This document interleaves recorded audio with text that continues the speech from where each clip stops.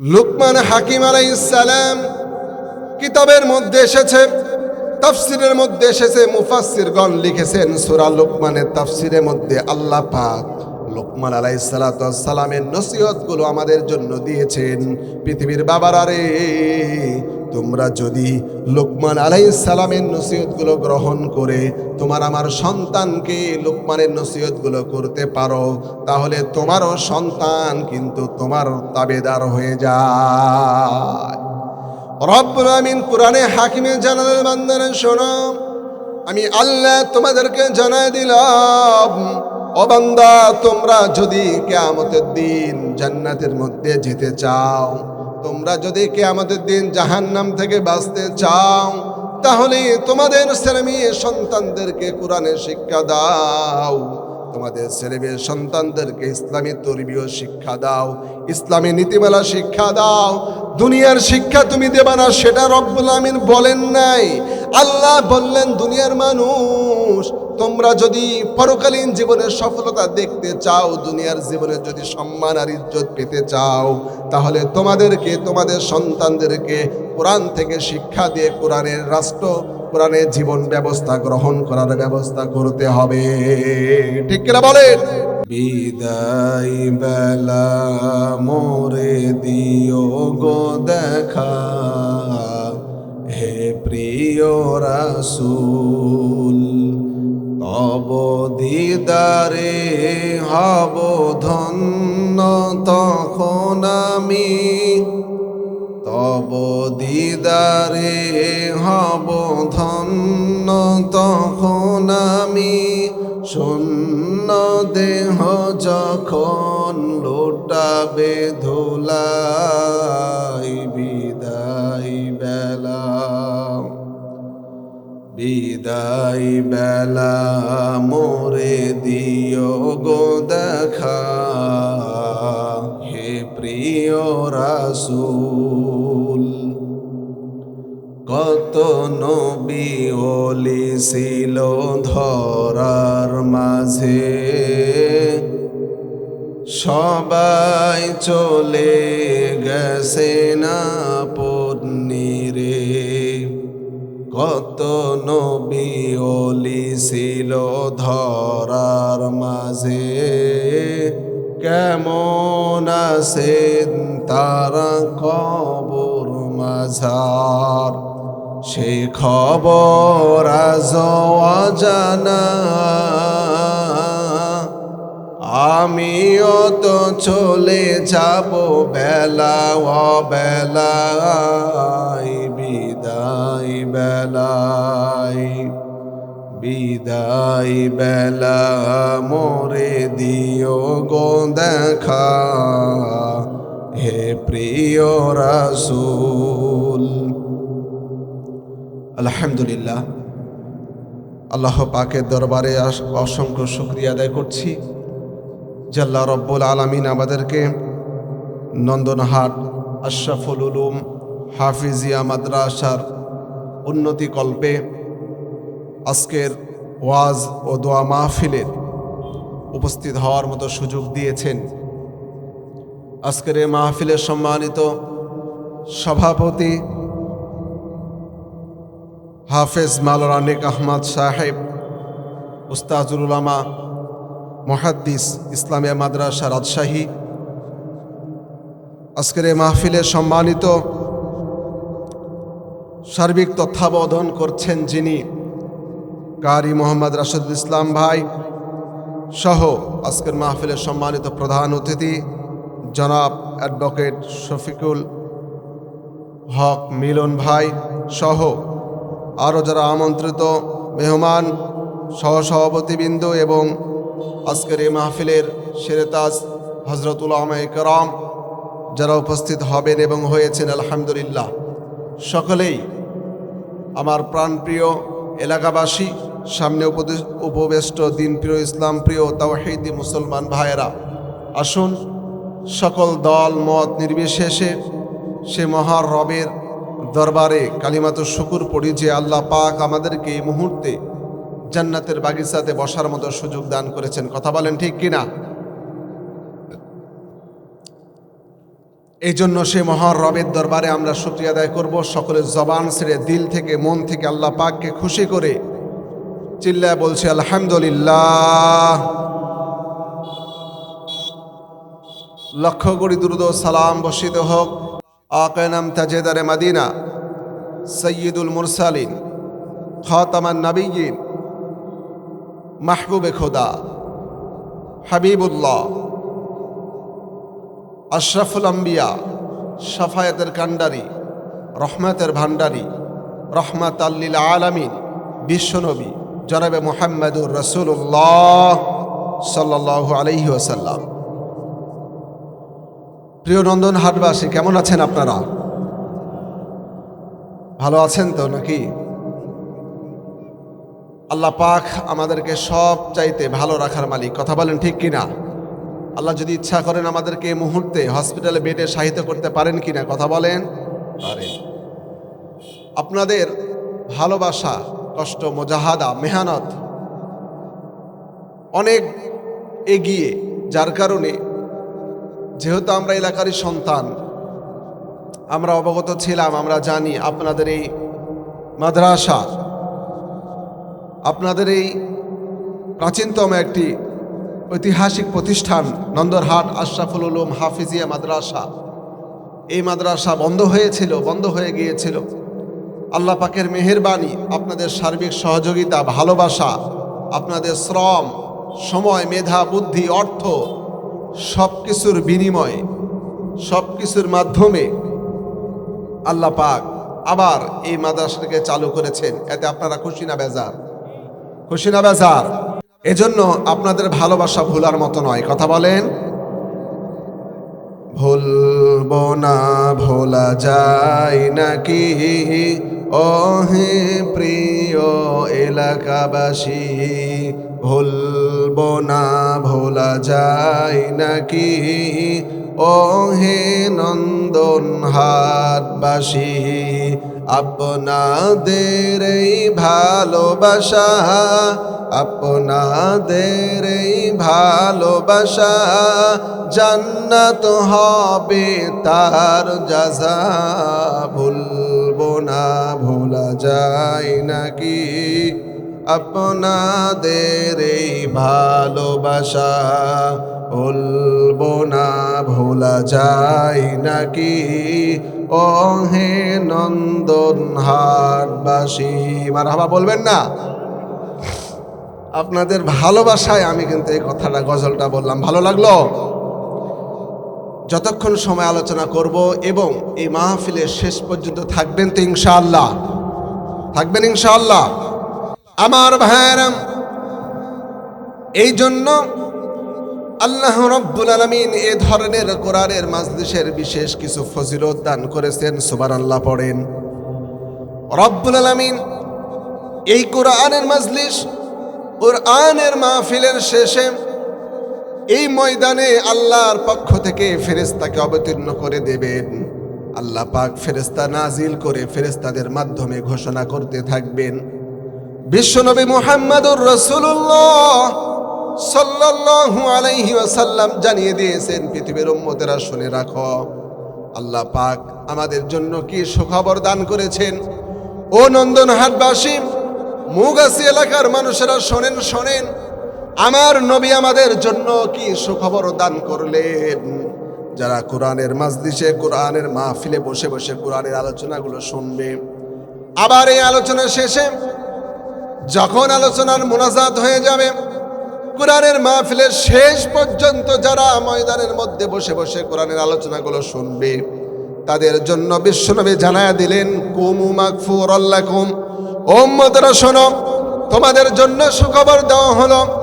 যারা কোরআনের মাহফিলের আলোচনাগুলো শুনবে, শেষ পর্যন্ত বসবে, তাদের জন্য এক নাম্বার সুখবর হলো আল্লাহ রাব্বুল আলামিন তাদের জন্য ফেরেশতাদের মাধ্যমে ঘোষণা জানায়া দিবেন, কুমু মাগফুরাল লাকুম, ও উম্মতেরা, তোমাদের জন্য রব্বুল আলামিন এই কোরআনের মাজলিসে বসে কোরআন তেলাওয়াত, কোরআনের আলোচনাগুলো শোনার কারণে আল্লাহ রব্বুল আমিন তোমাদের জীবন জিন্দেগির তামাম গুনাহগুলোকে মাফ করে দেবে। সুবহানাল্লাহ পড়বেন না? আর দ্বিতীয় নম্বর সুখবর হলো বিশ্বনবী জানায়া দিলেন অদ্বুদ্দিলা সাইয়্যাতিকুমুল হাসানাত। উম্মতেরা শুনে নাও, জেনে নাও, আল্লাহ পাক তোমাদের জন্য সুখবর দিয়ে দিলেন যারা কোরআনের মজলিসে প্রথম থেকে বসবে, শেষ পর্যন্ত থাকবে এবং কোরআনের আলোচনাগুলো শুনবে, আল্লাহ রব্বুল আমিন তাদের জিন্দেগির গুনাহগুলো মাফ করবেন, পাশাপাশি তাদের জীবনের সব ধরনের গুনার কাজগুলোকে আল্লাহ কোরআন শোনার জন্য মাহফিলের শেষ পর্যন্ত বসার কারণে ওই গুনার আমলকে আল্লাহ নেকি দ্বারা পরিবর্তন করে দিবে। সুবহানাল্লাহ পড়বেন না? তাহলে আমরা যারা কোরআনের মাহফিলে বসে আছি, কোরআনের মাহফিলের একদম শেষ আখেরি মোনাজাত পর্যন্ত থাকবো, আমলের নিয়ত শুনবো, আল্লাহ পাক তাদের জন্য স্পেশাল দুটা ফজিলত দিবেন। আমাদের এই মাহফিলের শেষে আল্লাহ ফেরেশতা নাজিল করবেন। নাজিল করার পরে তারা আমাদের জন্য ঘোষণা করবে, ও উম্মতেরা, ও নবীর উম্মতের দলেরা, শুনে রাখো, আল্লাহ পাক তোমাদের জন্য বলছেন কুমু মাগফুর আল্লাকুম, মাজলিস শেষ, মোনাজাত হয়েছে, এখন তোমরা দাঁড়াবা, এরপরে বাসায় তো যাইবা, এমন ভাবে তোমরা বাসা যাও, কুমু এমন ভাবে দাঁড়াও যে মাগফুর আল্লাকুম, আল্লাহ পাক তোমাদের জীবনের সব গুনাহগুলো মাফ করেছেন। সুবহানাল্লাহ পড়ে। কদ অবশ্যই বুদ্দিলাত সাইয়্যাতিকুমুল হাসানাত, আল্লাহ নবী বললেন অবশ্যই তোমাদের দুনিয়ার সব গুনাহগুলোকে আল্লাহ পাক বুদ্দিলাত পরিবর্তন করে দিবেন। সাইয়্যাতিকুল হাসানাত, হাসানা নেক কাজ দ্বারা বদি কাজ, খারাপ কাজ, গুনার কাজগুলোকে পরিবর্তন করে দিবেন। সুবহানাল্লাহ পড়েন। সম্মানিত ভাইরা, এজন্য আমরা যারা বসতে পেরেছি খুশি না বেজার? এই কথা বলেন, খুশি না বেজার? কারণ আমরা যদি শেষ পর্যন্ত থাকতে পারি, বসতে পারি, আলোচনা শুনতে পারি, আল্লাহ পাক আমাদেরকে দুটা ফজিলত দান করবেন। আমাদের জীবনের গুনাহ মাফ হবে, আবার আমাদের জীবনের গুনাহকে নেকি দ্বারা আল্লাহ পাক পরিবর্তন করে দিবেন। সুবহানাল্লাহ। আমার ভাইয়েরা, এই যে আমরা বসেছি, বসার কারণে অনেকেই হয়তোবা মনে করবেন, যারা যুবকেরা বসে থাকে তারা হয়তোবা মনে করে আমার বন্ধুরা বাজারের মধ্যে গিয়ে কত ধরনের ভালো ভালো জিনিসপত্র ক্রয় করতেছে, কত ধরনের খাবার খাচ্ছে, আমি মাহফিলে বসে কোরআন শুনতেছি, আমার মনে হয় সময়টা লস হয়ে গেল। আমরা সবাই হাদিস জানি, কিয়ামতের দিন কঠিন সময়, রব্বুল আলামিন হাজারে মাত্র একজন মানুষকে জান্নাতের মধ্যে দাখিল করবেন, জান্নাতি ঘোষণা করবেন। তার কারণ হলো জান্নাতে যাওয়ার মানুষের সংখ্যা কিন্তু কম হবে। কথা বলেন ঠিক কিনা?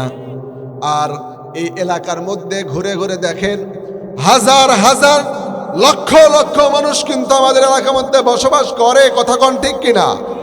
ওই হাজার হাজার লক্ষ লক্ষ মানুষদের মধ্যে শুধু আমাদেরকেই কিন্তু আল্লাহ বাছাই করেছেন।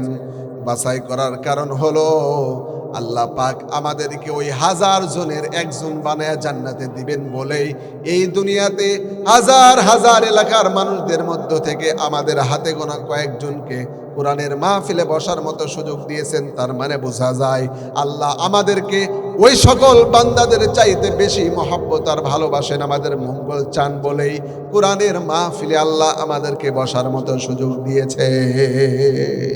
ঠিক কিনা বলেন? এই জন্য আমরা মন থেকে খুশি। কথা বলেন।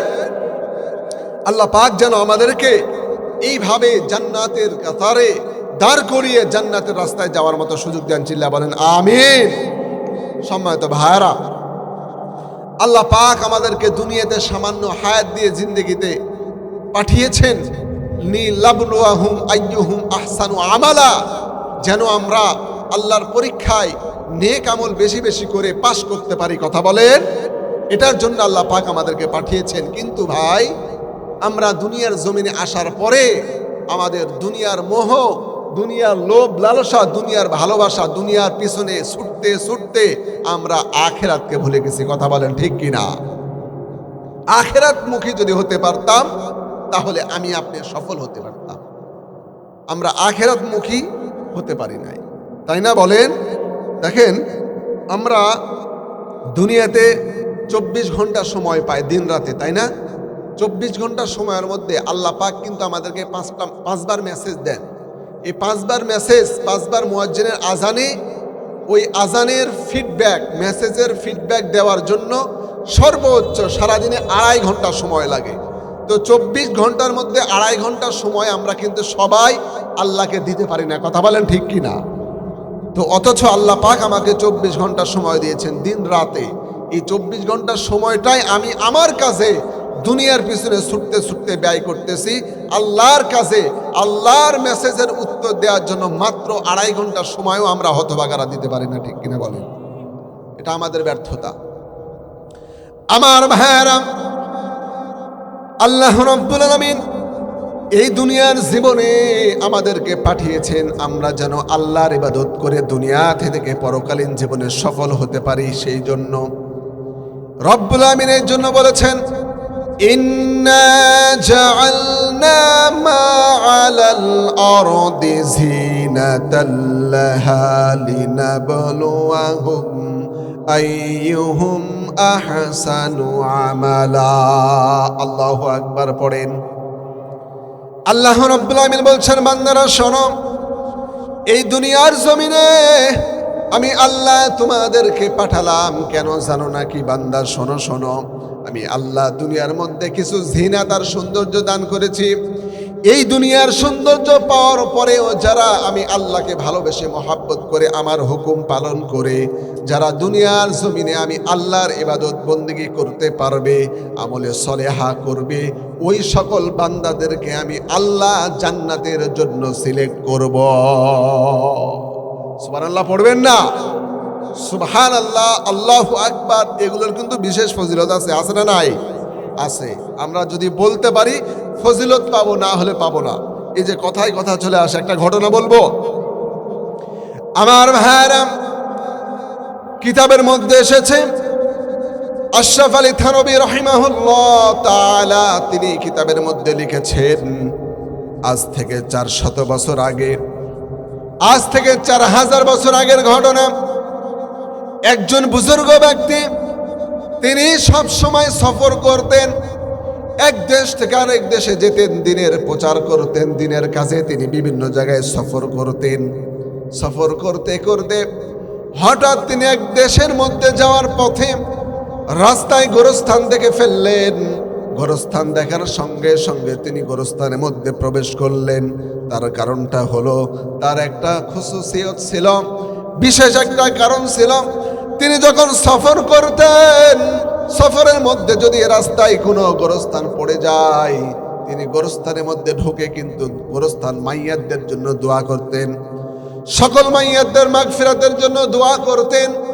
তার একটা ভালো গুণ ছিল, বুজুর্গ ব্যক্তি রাস্তার মাঝখানে যাওয়ার পথে যখন রাস্তার ধারে একটা গোরস্থান দেখলেন, গোরস্থানের মধ্যে তিনি দোয়া করার জন্য ঢুকে পড়লেন, দুরূদ শরীফ পড়লেন, ইস্তেগফার পড়লেন। এবার তিনি দোয়া করা শুরু করলেন। দোয়া করা যখন শেষ হয়ে গেল, তিনি বের হয়ে চলে আসবেন। হঠাৎ করে খেয়াল করে দেখতেছেন, তার কানের মধ্যে কোরআনের আওয়াজ শোনা যায়। কে যেন গোরস্থানের মধ্য থেকে কোরআনুল কারীমের তেলাওয়াত করতেছে। তিনি এই আওয়াজটা শুনে আশ্চর্য হয়ে গেলেন। গোরস্থানের মধ্যে সব মুর্দা, আবার কেমনে কোরআনের আওয়াজ আসে? তার কিউরিওসিটি জেগে গেল। গোরস্থানের মধ্যে চারিদিকে তিনি খোঁজা শুরু করে দিলেন, কোথায় মানুষকে কোরআন তেলাওয়াত করতেছে। তিনি খোঁজাখুঁজি শুরু করে দিলেন। খোঁজাখুঁজি করার কিছুক্ষণ পর তিনি বুঝতে পারলেন, সামনে এক গোরস্থানের কবরের মধ্য থেকে কোরআন তেলাওয়াতের আওয়াজ ভেসে আসতেছে। সুবহানাল্লাহ পড়েন। হঠাৎ করে তিনি ভাবলেন, হয়তোবা সামনের ওই কবরের মধ্য থেকে কোরআন তেলাওয়াতের আওয়াজ ভেসে চলে আসতেছে। তিনি একটু আগায় গেলেন। যাওয়ার পরে সত্যি সত্যি কবরের মধ্য থেকে আওয়াজ আসতেছে। তিনি বুঝতে পারলেন। বুঝতে পারার পরে আশ্চর্য হয়ে গেলেন। আল্লাহু আকবার শব্দটা তিনি জোরে জোরে বলে ফেললেন। কবরের মধ্য থেকে যেই ব্যক্তি, মুর্দা ব্যক্তি কোরআন তেলাওয়াত করতেছিল, তিনি আল্লাহু আকবার আওয়াজটা শুনে ফেললেন। আশরাফ আলী থানবী রহমাতুল্লাহি আলাইহি লিখেছেন, ওই বুজুর্গ ব্যক্তি কবরকে কেন্দ্র করে জিজ্ঞাসা করলেন, ও কবরবাসী, তুমি তো মুর্দা ব্যক্তি, তুমি কেমনি কবরের মধ্যে বসে বসে কোরআনুল কারীমের তেলাওয়াত করো? তুমি তো মারা গেছো, কবরের মধ্যে থেকে আওয়াজ আসে। ও বুজুর্গ, আমি মৃত ব্যক্তি, তারপরে কিন্তু আমি কোরআন তেলাওয়াত কন্টিনিউ করি। সুবহানাল্লাহ পড়েন। বুজুর্গ ব্যক্তি আশ্চর্য হয়ে গেলেন। তিনি জিজ্ঞাসা করলেন, কেমনে কি? তুমি তো মৃত ব্যক্তি, মৃত ব্যক্তি আবার কোরআনের মধ্যে, কবরের মধ্যে কেমনে কোরআনুল কারীমের তেলাওয়াত করে? ওই মৃত ব্যক্তি বলা শুরু করে দিল, যুবক শোনেন, ও বুজুর্গ ব্যক্তি, আমার বর্ণনাটা শুনেন, শুনেন। দুনিয়ার জমিনে যখন আমি বেঁচে ছিলাম, আমার সবচাইতে পছন্দের একটা ইবাদত হলো কোরআন তেলাওয়াত করা। সুবহানাল্লাহ পড়বেন না? সবচাইতে পছন্দের আমার আমল হলো কুরআনুল কারীমের তেলাওয়াত। কুরআনুল কারীমের তেলাওয়াত করতে আমার বড় ভালো লাগে, মহব্বত হয়। আল্লাহর দিদার লাভের আশায় আমি কুরআনুল কারীমের তেলাওয়াত করতে চাই। আমি প্রতিদিন যখন কুরআন তেলাওয়াত করতাম, আর কুরআন তেলাওয়াত শেষ করে রব্বুল আলামিনের কাছে দোয়া করতাম, ওগো আল্লাহ, আমার তেলাওয়াত করতে বড় ভালো লাগে, বড় মহব্বত হয়, বড় মজা লাগে। কোরআন তেলাওয়াত করলে আমার দিলের মধ্যে তৃপ্তি লাগে। কিন্তু আমি যদি মারা যাই, আমার যদি মৃত্যু হয়ে যায়, তাহলে আমি কেমনে কোরআন তেলাওয়াত করব? ওগো রব্বুল আলামিন, তোমার দরবারে আমার একটা দরখাস্ত, আমার একটা দোয়া থাকবে, আমি যেন মৃত্যুর পরেও তোমার এই কুরআনুল কারীম তেলাওয়াত করার সুযোগ পাই। আমার এই আশাটা, আমার মনের খায়েশাত, আমার মনের চাহিদা, আমার মনের ইচ্ছা পোষণটা যেন মরার পরেও আমি করতে পারি। এই জন্য তোমার কাছে আমার আবদার হলো। আল্লাহর কাছে দোয়া করতেন তিনি। ওই বুজুর্গ ব্যক্তিদের গল্প শোনাচ্ছেন, আমি দুনিয়ার জমিনে যখন যখন বেঁচে থাকা অবস্থায় যখন যখন কোরআনের তেলাওয়াত করতাম, কোরআনের তেলাওয়াত করার পরে তেলাওয়াত শেষেই আল্লাহর কাছে দোয়া করতাম, ওগো রব্বুল আলামিন, আমি যেন মৃত্যুর পরেও কবরের মধ্যে কোরআন তেলাওয়াত করতে পারি। ওই মৃত ব্যক্তি কবরের মধ্যে থেকে বলছে, বুজুর্গ, আমি এই দোয়া সব সময় করতাম, আল্লাহ রব্বুল আলামিন আমার এই দোয়াটাকে কবুল করে নিয়েছেন। দোয়াটাকে কবুল করে নিয়ে আজকে আমি 400 বছর পর্যন্ত মৃত ব্যক্তি কবরের মধ্যে বসে বসে কোরআন তেলাওয়াত কন্টিনিউ করতে আছি। আল্লাহ আমাকে সুযোগ দিয়েছেন। সুবহানাল্লাহ বলেন। বুজুর্গ ব্যক্তি বলছেন, ওহে মুর্দা ভাই, তুমি যেহেতু 400 বছর পর্যন্ত কুরআনুল কারীমের তেলাওয়াত কন্টিনিউ করতে আসো কবরের মধ্যে, তার মানে তুমি কত শতবার কোরআন খতম করেছো তো তুমি নিজেই জানো না। কত সওয়াব হয়েছে, তোমার সওয়াবের তো পাহাড় পরিমাণ সওয়াব জমা হয়ে গেছে। সুবহানাল্লাহ পড়েন। এবার ওই মৃত ব্যক্তি বলতেছে, বুজুর্গ শোনেন, আমার কোরআন তেলাওয়াত শুনে আপনি যে আল্লাহু আকবার শব্দটা বললেন, আমি মৃত ব্যক্তি বলতে চাই 400 বছর পর্যন্ত আমি কবরের মধ্যে বসে বসে যে সওয়াব অর্জন করলাম, কোরআন তেলাওয়াত করে করে যে সওয়াব পেলাম, ওই সওয়াবগুলো আমি সব আপনাকে দিয়ে দিতে চাই। শুধু একবার যে আল্লাহু আকবার আপনি শব্দটা বলেছেন, ওই আল্লাহু আকবার শব্দের যা সওয়াব হয়েছে ওটা আমারে দিয়ে দেন। সুবহানাল্লাহ বলে। তার মানে হলো, একজন জীবিত ব্যক্তি আল্লাহকে খুশি করার জন্য আল্লাহর প্রতি আশ্চর্য হয়ে যখন আল্লাহু আকবার, সুবহানাল্লাহ, আলহামদুলিল্লাহ এই শব্দগুলো বলে, তো এই শব্দগুলো বলার মাধ্যমে এত এত এত বেশি সওয়াব হয় যে একজন মৃত ব্যক্তি 400 বছর কোরআন তেলাওয়াত করলে যে সওয়াব হবে তার চাইতেও 1000 গুণ বেশি একবার আল্লাহু আকবার জীবিত অবস্থায় বললে আল্লাহ সওয়াব দান করে। সুবহানাল্লাহ বলেন। সুতরাং প্রিয় ভাইরা, আমরা কোরআন তেলাওয়াত শোনার পরে, কোরআনের আলোচনা শোনার পরে আল্লাহর বড়ত্ব বর্ণনা করে সুবহানাল্লাহ, আলহামদুলিল্লাহ, আল্লাহু আকবার যদি বলতে পারি, তো হাদিসের মধ্যে এসেছে এই আসমান থেকে জমিন পর্যন্ত পুরা ফাঁকা জায়গায় যত ফাঁকা জায়গা আছে, আল্লাহ পাক একবার সুবহানাল্লাহ বলার মাধ্যমে পুরা ফাঁকা জায়গাটা নেকি দ্বারা ভরপুর করে দেয়। চিল্লা বলেন সুবহানাল্লাহ। আমার ভাইরা, এই জন্য আমরা সবাই বেশি পরিমাণে সুবহানাল্লাহ, আল্লাহু আকবার শব্দগুলো বলা শুরু করে দেব। কোরআন তেলাওয়াত শেষ হওয়ার পরে যদি আমরা আল্লাহু আকবার বলি, আল্লাহ রাব্বুল আমিন আসমান জমিনের মধ্যে সব ফাঁকা জায়গায় আমাদের আমল নামায় নেকি দ্বারা পরিবর্তন করে ভরপুর করে দেয়। আমার ভাইরা, আজকের সমাজটা আমাদের যুবকদেরকে নিয়ে সমাজ পরিচালনার জন্য আমরা বড় চেষ্টা করতেছি। আমরা যারা এখানে আছি আমাদের ম্যাক্সিমাম মানুষ কিন্তু বাবা বয়সী মুরব্বী একরাম। আমার বন্ধুগণ, এই যে মুরব্বীরা, আজকে আমরা বড় পেরেশানির মধ্যে একটা বিষয় নিয়ে কিন্তু প্রত্যেক অভিভাবক পেরেশানির মধ্যে আছি। কথা বলেন ঠিক কিনা? পেরেশানির বিশেষ কারণ হলো আমাদের ছেলে মেয়ে সন্তানদের আদব কায়দা ঠিক নাই। কথা বলেন ঠিক কিনা? আমাদের ছেলে মেয়েগুলো আমাদের বাবাদের কথা মতো চলে না, বাবাদেরকে সম্মান দেয় না, বাবা মায়ের কথা মতো জীবনযাপন করে না। বাবারা যেমনটা বলে, মায়েরা যেমন ভাবে সন্তানদেরকে চলতে বলে সেভাবে কিন্তু তারা চলে না। কথা বলেন ঠিক কিনা? এই জন্য আমরা বিভিন্ন সময় বিভিন্ন ওয়াজ মাহফিলের মধ্যে যাওয়ার পরে আমাদেরকে কমিটিরা বলে, হুজুর আমাদের ছেলে মেয়ে সন্তানদেরকে নিয়ে বড় পেরেশানির মধ্যে আছি, আপনার কাছে আমাদের বড় আবদার এবং চাহিদা, এলাকার মানুষদের চাহিদা, আপনি পিতা মাতার হক সম্পর্কে একটু ওয়াজ করে দেন। ঠিক কিনা বলে? আমার ভাইয়েরা, বর্তমান যুব সমাজ, বর্তমান যুবকের আজকে ধ্বংস হয়ে যায় আমাদের পিতা মাতার অভিভাবকদের কিছু অলসতার কারণে, কিছু ভুল ত্রুটির কারণে। আমাদের বাবা মা যদি শুদ্ধ হয়ে যায়, সন্তানকে কিভাবে মানুষ করব, কোন পথে চালালে সন্তানেরা ভালো কিছু করবে, আমার সন্তান আমার কথা শুনবে, আমার সন্তান আমি বাবার দিক নির্দেশনা মেনে জীবন যাপন করবে, এই দিক নির্দেশনাগুলো আমরা আজকে দিতে পারি না বলে আমাদের সন্তান বড় হওয়ার পরে বাবা মায়ের দিকে তাকাই না। ঠিক কিনা বলেন? এই জন্য লুকমান হাকিম আলাইহিস সালাম কিতাবের মধ্যে এসেছে, তাফসিরের মধ্যে এসেছে, মুফাসসিরগণ লিখেছেন সূরা লুকমানের তাফসিরের মধ্যে আল্লাহ পাক লুকমান আলাইহিস সালাতু ওয়াস সালামের নসিহতগুলো আমাদের জন্য দিয়েছেন। পৃথিবীর বাবারা রে, তোমরা যদি লুকমান আলাইহিস সালামের নসিহতগুলো গ্রহণ করে তোমার আমার সন্তানকে লুকমানের নসিহতগুলো করতে পারো, তাহলে তোমারও সন্তান কিন্তু তোমার তাবেদার হয়ে যায়।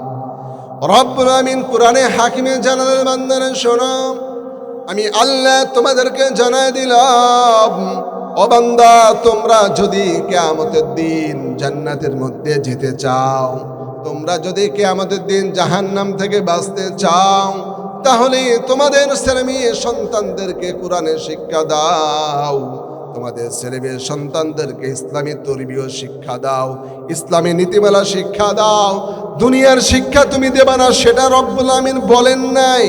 আল্লাহ বললেন, দুনিয়ার মানুষ তোমরা যদি পরকালীন জীবনের সফলতা দেখতে চাও, দুনিয়ার জীবনে যদি সম্মান আর ইজ্জত পেতে চাও, তাহলে তোমাদেরকে তোমাদের সন্তানদেরকে কোরআন থেকে শিক্ষা দিয়ে কোরআনের রাষ্ট্র, কোরআনের জীবন ব্যবস্থা গ্রহণ করার ব্যবস্থা করতে হবে। ঠিক কিনা বলেন? আমার আপনার সন্তানকে যদি কোরআনের সঠিক শিখে চোখ রাঙিয়ে কোনো সময় আমার সন্তান কথা বলার মতো সুযোগ পাবে না। কথা বলেন ঠিক কিনা? আজকে সুযোগ পাচ্ছে, কারণটা হলো আমার আপনার সন্তানকে সঠিক শিক্ষা আমি বাবা আমি মা দিতে পারি নাই। কথা বলেন ঠিক কিনা? সন্তানদেরকে সঠিক তরবিয়ত যদি শিক্ষা আমরা দিতে চাই, তাহলে সঠিক তরবিয়ত, সঠিক শিক্ষা দেওয়ার বর্তমানে একটাই জায়গা, সেটা হলো মাদ্রাসা। কথা বলেন ঠিক কিনা? মাদ্রাসা শিক্ষা বিকল্প আমার আপনার সন্তানকে বর্তমানে ফেতনার যুগে ভালো পথে পরিচালিত করা কোনোভাবেই সম্ভব না। ঠিক কিনা বলেন? এই যে সামনে 31st নাইট আসতেছে, যুবক যুবতীদের আনন্দের দিন। কথা বলেন ঠিক কিনা?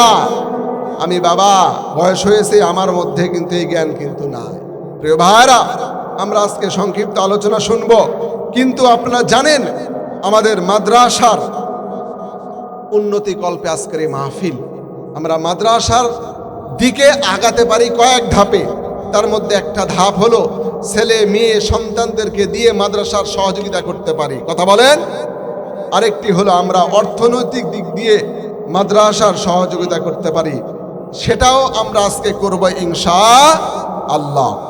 আমার ভাইরা, মাদ্রাসার সহযোগিতা যদি আমরা করতে চাই, অর্থ দিয়ে, বুদ্ধি দিয়ে, মেধা দিয়ে সহযোগিতা যদি করতে পারি, কাল কিয়ামতের দিন কঠিন সময় আল্লাহ রাব্বুল আমিন আমার আপনার গুনার কারণে যখন জাহান্নাম ফয়সালা হয়ে যাবে, তখন এই নন্দনহাট আশরাফুল উলুম মাদ্রাসায় কিছু অর্থ দান করার কারণে রব্বুল আমিন ওই মাদ্রাসাকে সুপারিশ করার মতো সুযোগ করে দিবেন। ওই মাদ্রাসা তখন বলবে, ওগো রব্বুল আলামিন, আশরাফুল উলুম মাদ্রাসায় তোমার নন্দনহাটের অমুক বান্দা আমার ঘরের মধ্যে দান করেছিল, আমাকে সহযোগিতা করেছিল। এই সহযোগিতা করার কারণে আমি মাদ্রাসা দুনিয়ার জমিনে প্রতিষ্ঠিত ছিলাম, এলাকার সন্তানদেরকে কোরআন শিক্ষার ব্যবস্থা করেছিলাম। সুতরাং রব্বুল আলামিন যারা এইভাবে দান করেছিল, ওই মানুষেরা হয়তো বা গুনার কারণে আজকে জাহান্নামে যায়। আমি তোমার কাছে সুপারিশ করতে চাই, ওগো আল্লাহ, তোমার ওই বান্দাদেরকে মাদ্রাসায় দান করার কারণে আজকে জাহান্নামে না দিয়ে জান্নাতের মধ্যে দিয়ে দাও। সুবহানাল্লাহ পড়বেন না?